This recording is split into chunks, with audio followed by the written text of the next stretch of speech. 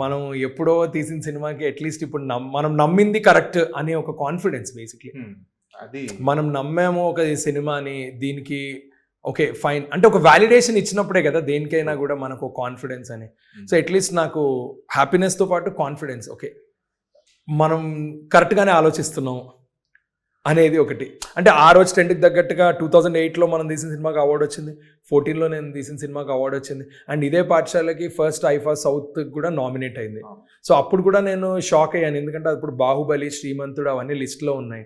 సరే మనకు అవార్డు రాకపోయినా వచ్చినా ఇది ఎలా పెట్టారు అని అడిగితే 6 people ఎవరైతే జ్యూరీలో ఉన్నారో వాళ్ళందరూ పర్సనల్గా కనెక్ట్ అయ్యారు ఈ సినిమా కాంటెంట్ తోటి.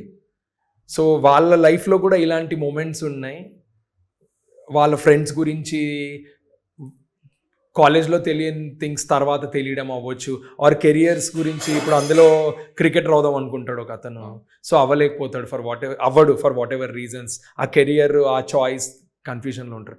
So 8 out of 10 people go through అవుతూ ఉంటారు ఇది. కొంతమంది సటిల్గా గో త్రూ అవుతుంటారు, కొంతమంది వెరీ హెవీగా గో త్రూ అవుతారు. సో అలా అందరూ కనెక్ట్ అయ్యారు కాబట్టి దాన్ని సెలెక్ట్ చేశారు. సో మనం కరెక్ట్గానే ఆలోచిస్తున్నాం మళ్ళీ చెప్పినట్టు.